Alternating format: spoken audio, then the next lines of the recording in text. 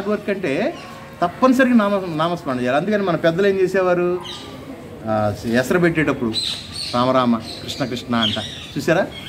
అపశృతి అన్నా కూడా అయ్యో రామ అనేవాళ్ళ లేదా? ఆ సాంప్రదాయాలు ఇప్పుడు పోయినవి. అందుకని నామస్మరణ చేసుకుంటూ ఏ పని చేసినా అది నువ్వు చేసావు అనేటటువంటి నీ ఖాతాలోకి రాదు.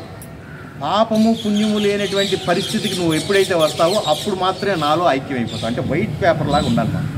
అంటే నేను చేస్తున్నాననేటువంటి కర్తృత్వ భావన అంతా పోద్దనమాట.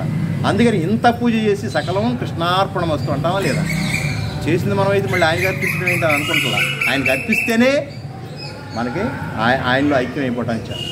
అంటే నేనేమీ లేదు, నేను ఒక పనిముట్టుని ఆయన చేతిలో అనేటటువంటి భావంతో ఉండాలి అనేటువంటి విషయాన్ని చెప్తూ, మన్మనాభవ మద్భక్తో మధ్యాజీ మాం నమస్కురు మామే వైశ్యసి యుక్త్వైవమాత్మానం మత్పరాయణ. కాబట్టి సాధన చేయనచో సాధ్యమనేటువంటి వస్తువు లభించదు. ఏదైనా సరే సాధన ద్వారానే శోధించాలి.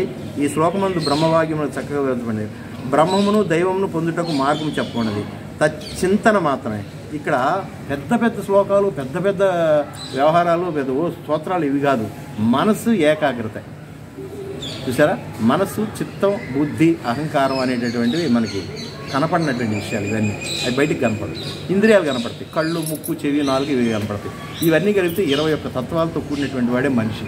ఈ 21 తత్వాల్లో మనిషికి ఉన్నటువంటి బుద్ధి, ఆ అహంకారము, ఆ విశ్లేషణ చేసేటువంటి ఆ విజ్ఞానం, ఇదంతా ఒక్క మనిషికి మాత్రమే సొంతం. 84 లక్షల జీవరాశుల్లో ఈ 4 క్వాలిటీస్ ఎవరికి ఉండవు.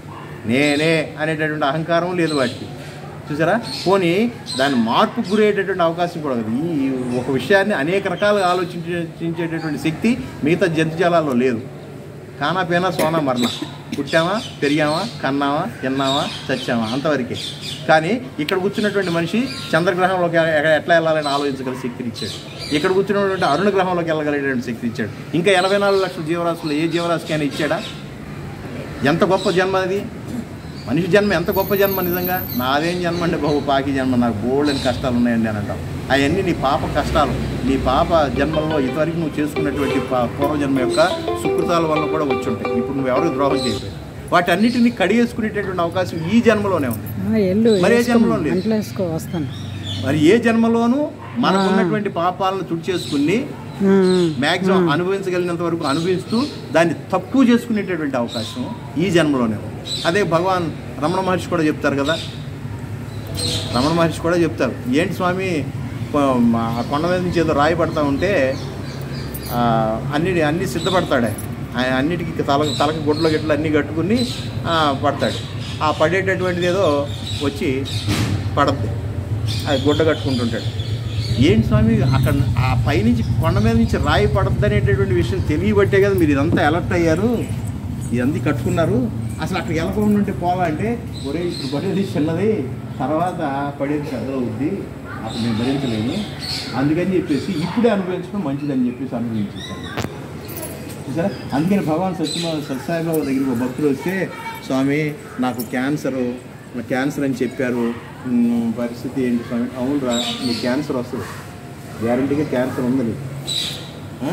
అయితే మరి నేను మీ భక్తుని కదా స్వామి, మరి నాకు తగ్గించేయకూడదా స్వామి అని అంటే, కానీ తగ్గిస్తా, కానీ వచ్చే జన్మలో అనుభవిస్తావా అని అడుగుతాడు.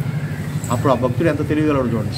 స్వామి ఇప్పుడు నీ సమకాలికుడిగా ఉన్నా, నీ పాదాల చెంత ఉన్నా, ఆ ప్రశాంతి నిలయంలో నీ పక్కనే ఉంటున్నా, ఇప్పుడు ఉండగానే ఆ బాధ ఏదో అనిపించేస్తే గొడవ వెళ్ళిపోద్ది. వచ్చే జన్మలో నేను ఎట్టా పడతానో, భగవంతుడు అవతార పురుషుడు పక్కనే ఉండే అవకాశం ఉంటుందో లేదో తెలియదు కదా, అందుకే నేను ఇప్పుడే అనిపిస్తానంటాడు. ఇదిరా తెలివితేట, చూసారా? ఇది తెలియగల భక్తుడు అంటే. సో నువ్వు అనుభవిస్తావు కానీ నీకు నొప్పి తెలియదు అంటే, అక్కడ పని జరుగుతుంది కానీ నొప్పి తెలియదు. ఎట్లాగూ అని అంటే, ఆపరేషన్ చేస్తారు, ఈవిడికి ఆపరేషన్ పడద్ది జాతకరీత్యా అని చెప్పారు. స్వామి ఎట్టా పడద్ది కానీ నీకు నొప్పి తెలియదు. ఎందుకు? మత్తు అనేటటువంటి.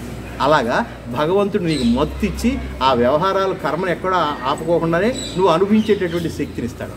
నీకు ఆ పెయిన్ తెలియదు. రమణ మహర్షి అలా కూర్చుంటే ఆ పుండును కోస్తా ఉంటే మొత్తం అవసరం లేదని అన్నాడు, చూసారా? ఆ పుండు రాక్షస పుండులాగా పట్టింది, ఓ పురుగులు పట్టిపోతూ ఉన్నాయి. అందరూ కలిసి డాక్టర్ని తీసుకొచ్చారు. అది అనుభవించని నాకు పూర్వజన్మ సుకృతం, అది అనుభవించాలే, ఏం అవసరం లేదు, వాటికి ఆహారం అవ్వాలి అని రాసి పెట్టుంది కాబట్టి కానివ్వండి అని అంటే, కాదు స్వామి మేము ఆపరేషన్ చేస్తామని బలవంతంగా తీసుకొస్తాను. అయితే మత్తు ఇస్తామంటారు, అవసరం లేదు, నేను భగవంతుడనే మత్తుకి అంకితం అయిపోయి ఉన్నాను, నాకేమీ అవసరం లేదని అంటాడు. అంత నొప్పిని కూడా ఆయనకి ఏమీ తెలియకోకుండా అనిపిస్తుంది. ఆ శక్తి ఎక్కడి నుంచి వచ్చింది? అది ఒక ఆత్మవిద్య వలన మాత్రమే వస్తుంది. చూసారా, భగవంతుడు ఇచ్చేటటువంటి శక్తి. అందుకని భగవంతుని ఆశ్రయిస్తే ఎటువంటి ఇబ్బంది ఉండదనేటువంటి విషయం చెప్తూ, యద్భావం తద్భవతి అన్నట్లు మనసు దేని గురించి నిరంతరంగా చింతించుతుండనో ఆ రూపానికి మారిపోతుంది. ఏ రూపం గురించి అయితే, అదే పురుగు ఏదో ఉంటుంది కదా, ఆ పురుగుని తీసుకొచ్చి భ్రమరం దాని చుట్టూ తిరుగుద్దంట, గీయమంట. చూసారా, అది కూడా భ్రమరంలాగా మారిపోద్ది. అట్లాగే మనం ఏ వాతావరణంలో పెరిగామో ఆ వాతావరణానికి అనుకూలంగా మారిపోతాం. మనం చక్కగా ఓ మంచి పొద్దున్నే లేచి సాంప్రదాయం ఉన్నటువంటి కుటుంబాల్లోనూ లేదా అటువంటి వాతావరణంలో జన్మించాము, మన ఇంటి పక్కన దేవాలయం, కాస్త గంట మోగటం, పొద్దున్నే లేకటం, ఇటువంటి వాడకట్లో ఉన్నాం అనుకోండి, ఈ అలవాట్లో, అవునా, వేరే ఇతరమైనటువంటి వాడకట్లో ఉన్నాం అనుకోండి, ఆ అలవాట్లు, అంతే కదా. అట్లా ఏది అయితే ఎక్కువగా చింతిస్తుంటామో అదిగా మారిపోతాం. యద్భావం తద్భావం అంటే నువ్వు అనుకున్నది అనుకున్నట్టుగా మారిపోతాం. అనుకునేది ఏదో మంచిగా అనుకుంటే పోలా, ఆ అనుకుంటూనే ఉంది, అదే మెరికే, అక్కడే అనుకోలేకపోతాం. మనం అనుకునేది అంతా భౌతికమైనటువంటి ఈయనకంటే నేను కోటీశ్వరుడు అవ్వాలనుకుంటున్నాం, ఈయనకంటే లేకపోతే నేను మంచి ఉద్యోగం సంపాదించాలనుకుంటున్నాను. చూసారా, నేనే భగవంతుడిని అయిపోవాలని అనుకుంటున్నాడా? ఇది పత్రిజీ చెప్పేది కూడా ఇదే. ఎక్కడో ఉన్నాడు అనుకుంటున్నాడు, నువ్వే భగవంతుడు రా బాబు, నీకు తెలియట్లేదు. సత్యసాయి బాబా కూడా అదే చెప్పాడు. మీరు అందరూ నన్ను భగవంతుడు అంటున్నారు కానీ మీరు కూడా భగవంతులేరా, నాకు తెలిసింది భగవంతుడని మీకు తెలియలేదు. తెలిసేంతవరకు మీరు ఎట్లాగే ఉంటారు, తెలిసేంతవరకు జీవుడు, తెలిస్తే పరమాత్ముడికి జీవుడికి తేడానే లేదు. అది తెలియకపోవటం అనేటటువంటిది మధ్యలో ట్రావెల్ అయ్యేటటువంటి అజ్ఞానం. దాన్ని తుడిచిపెట్టుకోవడానికి ఇదిగో ఇట్లాంటి శాస్త్రాలు. సరే, కాబట్టి ఇటువంటి విషయాలన్నీ మనం చక్కగా, నేను మేడం గారు లేటుగా వచ్చారు, సరే ఒకే ఒక వాక్యంతో ముగించేసుకుందామండి, ఇప్పటికే కాలాతీతమైంది. ఇప్పుడు ప్రశ్న ఏంటంటే, జీవుడు భగవంతుని ఎట్లు పొందగలడు? ఇది పెద్ద $1 మిలియన్ క్వశ్చన్ మనందరికీ ఉంది కదా. మనం ఎట్లా పొందాలి భగవంతుడిని? అందరూ ఆలోచించేది ఇదే. కొంతమంది ఈ పూజ చేస్తే లభిస్తాడు, ఆ పూజ చేస్తే లభిస్తాడు, లేకపోతే ఇది చేస్తే అది చేస్తే. ఇందులో శాస్త్రం ఏం చెప్తుందో చూద్దాం. భగవత్ ప్రాప్తి ఏ సాధనలో ఆయన ప్రాప్తి లభించాలంటే అసలు ఏ సాధన చేయాలి అనేటటువంటి విషయాన్ని చెప్తే, ఇదిగో ఈయన చెప్తూ ఉన్నాడు, విద్యా ప్రకాశానందగిరి స్వాముల వారి యొక్క, మన తెలుగువాడు. ఈయన ఎందుకు తీసుకున్నామంటే మన నేటివ్కి దగ్గరగా ఉంది. ఈ శాస్త్రాన్ని రకరకాల దృక్కోణంలో రకరకాలుగా చెప్పేటటువంటి ఒక్కొక్క ఎనలిస్టిక్ భేదాలు చాలా ఉంటాయి. అంటే వాళ్ళ యొక్క పరిస్థితిని బట్టి వాళ్ళు చెప్తుంటారు. శ్రీకృష్ణుడే భగవంతుడు తప్ప మరొక అన్యమైనటువంటి రూపాన్ని ముట్టము గిట్టము, ఈ మిగతా ఏ రూపం కూడా మాకు దేవుడితో సమానం కాదనేటటువంటి వాదంతో ఉన్నటువంటి ఇస్కాన్ వాళ్ళ గ్రంథాలన్నీ కూడా అట్లాగే ప్రజెంట్ చేస్తాయి. చూసారా, ఏ రూపమైనా ఏ నామమైనా నాదేనని చెప్పాడు ఆయన. కానీ అన్ని రూపాలని యాక్సెప్ట్ చేయలేనటువంటి వైదిక ధర్మంలో, శ్రీ వైష్ణవ ధర్మంలో అన్ని రూపాలని యాక్సెప్ట్ చేయలేరు. ఏ శివాలయానికి వెళ్ళరాడు, కార్తీక మాసం చేయరు, అవునా కదా. సరే, కానీ వీటన్నిటినీ, ఇవన్నీ కూడా ఒక రూపానికి, ఒక నామానికి, ఒక శక్తికి సంబంధించిన బాబు అని చెప్పి మనకి తెలుగునాట చాలా గొప్పగా చెప్పినటువంటి ఈయన్ని మాత్రమే తీసుకున్నాం. ఈయన చెప్పిన దాని ప్రకారం చూద్దాం. మనస్సుని పరమాత్మ యందే లగ్నం చేయవలను. ఎప్పుడు భగవంతుని పొందాలి అని అంటే మనస్సుని మాత్రమే. అంటే మనస్సు తప్ప మీరు అన్యమైనటువంటి చేష్టలు ఎన్ని చేసినా మనసు లేకుండా చేశారనుకోండి, మనసార హరి భజన చేయరా, నోరార నారాయణాయనరా అనే పాటలో మనసు ఒక చోట తను ఒక చోట ఉన్న మానవుని జన్మమే వృధరా. మంచి పనే చేస్తున్నాడు, మనసు లేదా, చేసేది మంచి పనే చేస్తున్నాడు, మనసు పెట్టట్లా. మనసు పెట్టకపోతే పని జరిగింది, కానీ మనసు పెట్టకపోతే నీకు ఉపయోగం లేదు.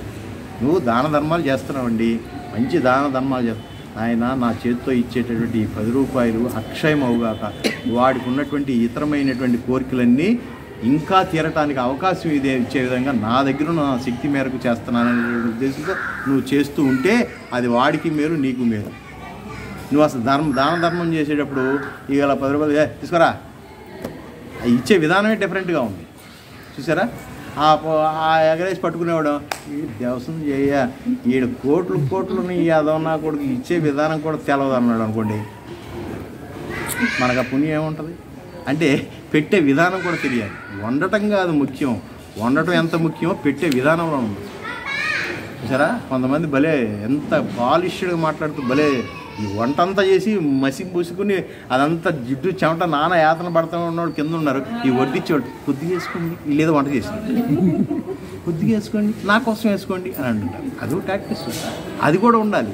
పాపం ఈ ఉండేవాళ్ళకి అది ఉండదు. బాగా చిరాకుడే తింటే తింటే మన పని అయిపోయింది కదా పక్కన పడేసేయి అని అనుకుంటారు. పేరంతా ఏళ్ళకి వస్తుంది. చూసారా? అట్లా ఈ రెండు ఉండాలి. అంటే కర్మ ఉండాలి, భక్తి ఉండాలి. ఇక్కడ పని ఉండాలి, దాంతోపాటు ప్రేమ ఉండాలి. పని ప్రేమ రెండు కలిస్తేనే డివినిటీ వస్తుంది, దైవత్వం వస్తుంది. చూసారా? నేను ఇంత పని చేశాను ఏంటి గడుగుడ్డు అని కేర్లెస్గా ఉన్నాం అనుకోండి, ఇంత పని కూడా బూడిదలో పోసిన పని. అట్లాగే ఇక్కడ భగవంతుని పొందాలి అని అంటే జీవుడు చేయవలసినటువంటి సాధనాలు ఏంటంటే మనసును పరమాత్మ ఎందే లగ్నం చేయాలి, పరమాత్మ ఎందే భక్తి కలిగి ఉండాలి, పరమాత్మనే ఆరాధించాలి, పరమాత్మని నమస్కరించవాలని. ఈ ప్రకారంగా నిరంతరము దైవ పరాయణుడై ఉండటమే, ఇంతకంటే మార్గం ఏమీ లేదు. చాలా సింపుల్, చెప్పడానికి చాలా ఈజీగా. ఆ మనసునే ఉపయోగించలేకపోతుంది.